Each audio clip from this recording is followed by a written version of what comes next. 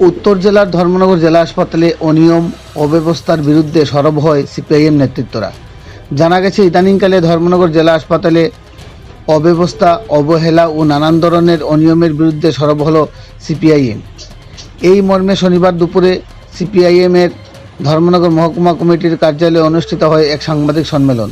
উক্ত সাংবাদিক সম্মেলনে উপস্থিত ছিলেন যুবরাজনগর বিধানসভা কেন্দ্রের সিপিআইএম বিধায়ক শৈলেন্দ্র চন্দ্র নাথ, ধর্মনগর মহকুমা সম্পাদক রতন রায় সহ অন্যান্য নেতৃত্বরা। সম্মেলনে আলোচনা রাখতে গিয়ে বিধায়ক শৈলেন্দ্র চন্দ্র নাথ অভিযোগ করেন, বিগত 13ই আগস্ট ধর্মনগরস্থিত জেলা হাসপাতালে চিকিৎসাধীন অবহেলার কারণে প্রাণ হারিয়েছেন মাত্র 22 বছরের এক প্রসূতি মা হাসিনা বেগম। সিজারের পর তাকে প্রয়োজনীয় পোস্ট অপারেটিভ কেয়ার দেওয়া হয়নি, এমনকি ডাক্তার ও নার্স না থাকায় পরিবারকে বাধ্য হয়ে টাকা দিয়ে আয়া নিয়োগ করতে হয়। অভিযোগ, সেই আয়ার দেওয়া ইঞ্জেকশন নেওয়ার পরই মৃত্যু হয় হাসিনা বেগমের।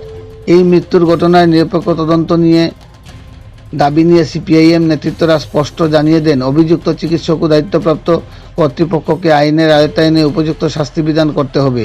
শুধু চিকিৎসা অবহেলা নয়, হাসপাতালে ভয়াবহ অনিয়মের চিত্রও তুলে ধরেন বিধায়ক। তারা অভিযোগ করেন, হাসপাতালের ভেতরে দালাল চক্র, রাজনৈতিক প্রভাবশালীদের ছত্রছায়া চলছে স্বজন পোষণ ও অনিয়ম। সাফাই পরিচ্ছন্নতা ক্ষেত্রে ধর্মনগর জেলা হাসপাতাল উত্তর পূর্ব ভারতের মধ্যে সবচেয়ে খারাপ অবস্থায় রয়েছে। কোটি কোটি টাকা খরচ করেও আজ চালু হয়নি নবজাতক ইনসেন্টিভ কেয়ার ইউনিট এনআইসিইউ। 3 মাস ধরে বিকল হয়ে পড়ে রয়েছে এক্স রে ইউনিট, ফলে রোগীদের প্রাইভেট ক্লিনিকে দ্বারস্থ হতে হচ্ছে। সবশেষে মুখ্যমন্ত্রী তথা স্বাস্থ্যমন্ত্রী ডক্টর মানিক সাহার হস্তক্ষেপে দাবি করে শৈলেন্দ্র চন্দ্রনাথ বলেন, ধর্মনগর জেলা হাসপাতালের চিকিৎসা অবহেলার জন্য দায়ীদের বিরুদ্ধে কঠোর ব্যবস্থা নেওয়া জরুরি, নয়তোবা আগামী ভবিষ্যতে আরও নিরপরাধ রোগীদের বেঘুরে প্রাণ হারাতে হবে। ধর্মনগর থেকে নিজস্ব প্রতিনিধি রিপোর্ট, শ্যামলী ত্রিপুরা। আরেকটা ঘটনা যেটা ঘটেছে গত আই থিঙ্ক ডেটটা হচ্ছে গত 11 অগাস্ট সমস্ত নিউজ এবং প্রিন্ট মিডিয়াতে নিউজ পাবলিশ হয়েছে যে ধর্মনগর ডিস্ট্রিক্ট হসপিটালে এখানে দুজনের নাম এসছে। একজনের নাম হচ্ছে সুভাষ শর্মা, আরেকজনের নাম হচ্ছে রাজু দেব।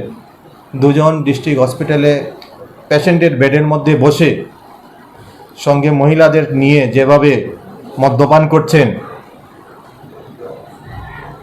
আমরা ধর্মনগরবাসী এই চন্দ্রপুর যে আমাদের ডিস্ট্রিক্ট হসপিটাল, এখান থেকে চিকিৎসা পরিষেবা আমরা কীভাবে পেতে পারি। শুধু এটার যেটা সেদিন পাবলিসিটি হয়েছে সেটা তো আমরা দেখতে পেয়েছি, যেগুলি দীর্ঘদিন থেকে কয়েক বছর থেকে এই যে দুজনের নাম বলছি, এরা এবং তাদের সঙ্গে আরও কিছু রাষ্ট্রবাদী নেতৃত্বরা রয়েছেন, যারা রেগুলার হসপিটালটাকে তারা নিজেরা পরিচালনা করছেন, ডক্টরকে তারা পরিচালনা করছেন, ইভেন পুলিশ প্রশাসন যারা মাঝে মধ্যে যারা রয়েছে হসপিটালে এবং সিকিউরিটি প্রাইভেট যারা রয়েছে সবাইকে তারা কন্ট্রোল করছেন। ইভেন রোস্টারে যখন কোন ডক্টরে কখন ডিউটি দিবে বা দেবে না, কোন নার্সরা কখন ডিউটি করবে বা করবে না, সেই জিনিসটাও তারা নিজেরা কন্ট্রোল করছেন এই যারা মদ্যপান করছিল তারা এবং তাদের সঙ্গী আরও কয়েকজন। এই নিউজটা পাবলিসিটি হওয়ার পর আমি নিজেও গিয়েছিলাম তারপরের দিন থানাতে যাওয়ার পর ডিটেলস আলোচনা করার পর কিছুক্ষণের পরেই দুজনকে অ্যারেস্ট করা হয়েছে। লেকিন তাদের সঙ্গে যে দুজন আরও যারা ছিল সেই মহিলাদেরকে এখন পর্যন্ত কোনো অ্যারেস্টের ব্যবস্থা করা হয় নাই এবং সেই তদন্ত হচ্ছে কি না হচ্ছে না আপনারা যেমন জানেন না, ঠিক আমরা সেটা জানি না। তাই এটা আমাদের আবেদন, এটা সুষ্ঠু তদন্ত হোক এবং ধর্মনগর হসপিটালে যে অব্যবস্থা চলছে সেটা সমাপ্তি ঘটুক।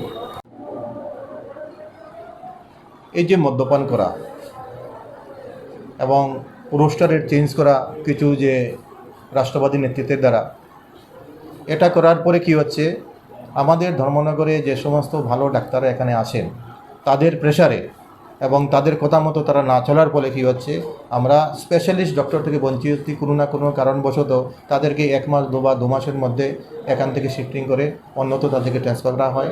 সেটা যাতে আগে না হয় সেজন্য আমি মুখ্যমন্ত্রীর কাছে আবেদন করব আপনাদের সাথে। নমস্কার। ওই মহিলাটাকে যদি নিয়ে যাওয়া যেত হয়তো তাকে বাঁচাতে যেত, যেহেতু সিট সংখ্যা এখন রয়েছে 7, যেহেতু এখানে প্রেগনেন্ট রোগীরা আসে এবং তাদের অপারেশন করা হয়, সিজার করা হয়, সেই জন্য সেই সংখ্যাটা 7টাকে বৃদ্ধি করে যাতে 20 বেডের করা হয় তার আবেদন রইল।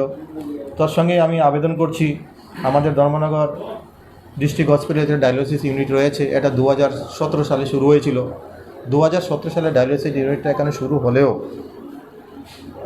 ডায়ালিসিসের পেশেন্ট এবং তার সঙ্গে যারা আসে খুব কষ্টের মধ্যে পেশেন্টকে নিয়ে আসতে হচ্ছে এবং নিয়ে যেতে হয়। তার কারণ হচ্ছে দোতলাতে রয়েছে ডায়ালিসিস ইউনিটটা, তো পেশেন্টকে হুইল চেয়ারে করে উপরে নিয়ে যেতে হয়।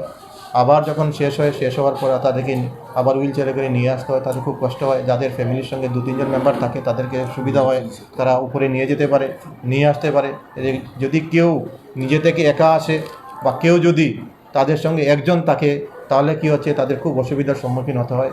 তার জন্য আমি বিধানসভাতে অলরেডি 2বার সেটা প্রপোজাল পাঠিয়েছি।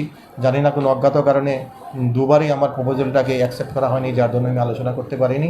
তাই আজকে আপনাদের মাধ্যমে আমার আবেদন থাকবে, ডায়ালিসিস ইউনিটটাকে অতি সত্বর উপর থেকে সরিয়ে যাতে গ্রাউন্ড ফ্লোরে করা হয়।